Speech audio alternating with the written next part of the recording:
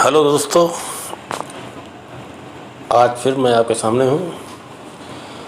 आज जो है हम नन्हे मुन्नों की बातें करेंगे। सर, बच्चों में कितना उत्साह छुपा होता है, बच्चों में सपने छुपे होते हैं, बच्चों के मन में कितनी उमंगें होती हैं। तो LIC का ये प्लान है, new children money back policy. ये हमारे नन्हे मुन्नों के लिए उपहार स्वरूप बनाया गया है। तो आज के बच्चे सर कल का भविष्य होते हैं, तो उनको आधार देने के लिए ये चिल्ड्रन मनी बैक पॉलिसी शुरू की गई है। इसके फीचर्स आप धीरे धीरे जान पाएंगे सर। चलिए देखते हैं। तो सर ये प्लान नंबर 932 है, LIC का प्लान है, जिसमें आप बच्चों की पढ़ाई और उनके कैरियर के व्यवस्था कर सकते हैं। अब आगे चलते हैं सर। इसमें लड़का हो या लड़की, किसी का भी आप व्यवस्था पूरी तरीके से कर सकते हैं। प्लान के फीचर्स पे मैं सर अभी आगे आता हूँ।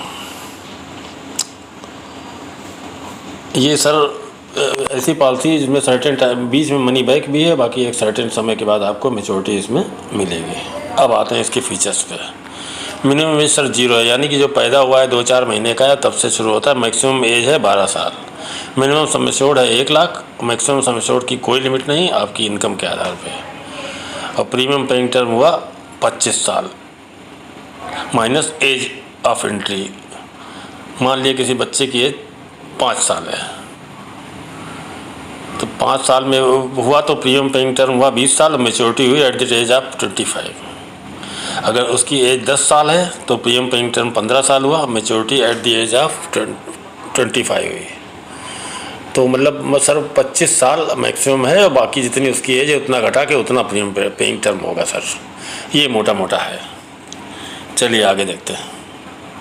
साल के बच्चे का एग्जाम्पल लिया गया है। सम एश्योर्ड इनका 10 लाख है और प्रीमियम पेबल हुआ इनका 22 साल। 25 साल की एज मैच्योरिटी है। तो इनका सर फर्स्ट ईयर का प्रीमियम होगा GST मिला के 48,992 ईयरली। हाफ ईयरली अगर होगा तो 24,762 होगा। क्वार्टरली इसी तरीके से 12,514 ऐसे मंथली। और इसमें तो सर एक डे का भी प्रीमियम दिया 134 रुपया पर डे। अब आगे देखते हैं। फर्स्ट ईयर के प्रीमियम के बाद सेकंड ईयर से प्रीमियम कुछ कम हो जाएगा, 47,937, half yearly 24,229 and so on, इस तरीके से सर। अब जो 3 महीने आपको बताया था 18, 20, 22 से मिल रहा है इनको।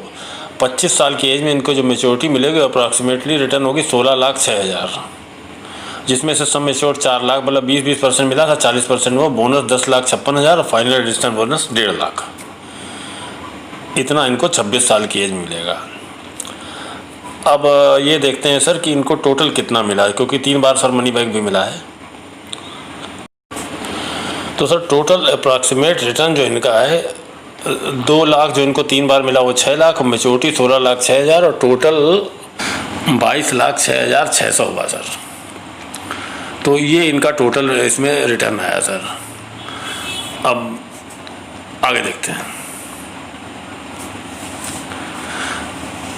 तो टोटल अप्रॉक्सीमेट पेड प्रीमियम था इनका 10,55,670, जिसके एवज में इनको 22,06,600 मिले। चलिए अब आगे चलते हैं। तो सर ये जो इनका जो 3 बार मनी बैक मिला है सर, अगर वो ना लिया जाए तो वो भी सर मैच्योरिटी के साथ में मिल सकता है, उसमें उनको इंटरेस्ट भी मिलेगा। ये मतलब प्रावधान इस पॉलिसी में है कि मनी बैक नहीं लेते तो वो बाद में मिल जाएगा। तो ये भी इसकी एक फैसिलिटी। अब थोड़ा रिस्कवर के सर बात कर लेते हैं। अगर बच्चे की एज 8 साल या 8 साल से ज़्यादा है सर तो रिस्कवर तुरंत शुरू हो जाएगा। अगर बच्चे की एज 8 साल से कम है तो 2 साल का वेटिंग पीरियड होगा, 2 साल के बाद रिस्कवर हो जाएगा। या बच्चा 8 साल कंप्लीट कर लेता है, जो कुछ भी पहले होगा तब से रिस्कवर हो जाएगा। उदाहरण के तौर पे अगर बच्चे की एज 5 साल है तो रिस्कवर उसके 2 साल बाद यानी कि 7 साल से शुरू हो जाएगा। और अगर बच्चे की एज 7 साल है तो 8 साल से रिस्कवर उसको मिलने लगेगा। तो सर ये तो हुई रिस्कवर की बात। अब आगे देखते हैं, एक उदाहरण से समझाता हूँ।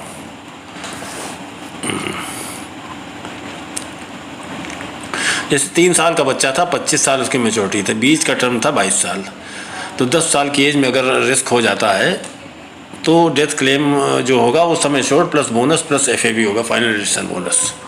इन case of death at age 10, अगर बच्चा 10 साल का है तो यानी कि 10 lakh plus 3,84,000 is equal 13,84,000 death benefit. Sir अगर बिना बिफोर जब रिस्क नहीं होता है यानी कि 7 साल से भी कम का है बच्चा तब का, तो सर रिफंड ऑफ प्रीमियम में से जो टैक्स लगा है और राइडर प्रीमियम जो है वो घटा के प्रीमियम जो जमा है वो वापस हो जाएगा। ये इसका टोटल रिस्क का फंडा है सर। अब इन case of proposal risk sir, ये मान के चल रहे हैं कि प्रीमियम वेवर बेनिफिट लिया गया है। प्रपोजर वो शख्स है जो on behalf of child premium पे कर रहा है। उदाहरण ये है सर कि अगर फादर बच्चे के 7 साल का होने से पहले डेथ हो जाती है तो कोई प्रीमियम नहीं लगेगा और पॉलिसी वैसे ही चलती रहेगी और जैसे उसके मिलने वाले बेनिफिट है वो वैसे ही मिलते रहेंगे। तो सर ये PWB रिकमेंडेड है, ये ज़रूर लेना चाहिए सर। अब आगे सर इस पॉलिसी के दूसरे बेनिफिट जो जिक्र था, PWB मिल जाता है, लोन बेनिफिट 2 साल के बाद लोन मिल सकता है, surrender value after 2 years, mode of payment जो है आपका yearly, half yearly, quarterly and monthly. और सर ग्रेस पीरियड जैसे टाइम से पैसा नहीं जमा होता तो 15 दिन का LIC ने इस पॉलिसी में मंथली मोड में 15 दिन का दिया, बाकी कोई मोड है तो 30 दिन तक आप जमा कर सकते हैं। किसी वजह से पॉलिसी चला नहीं पाए, लैप्स हो गई तो 5 साल में कभी भी आप उसको रिवाइव कर सकते हैं। ये सर बेनिफिट है सर, पॉलिसी के जो बेनिफिट हैं वो यहाँ पे आपको बताए गए हैं।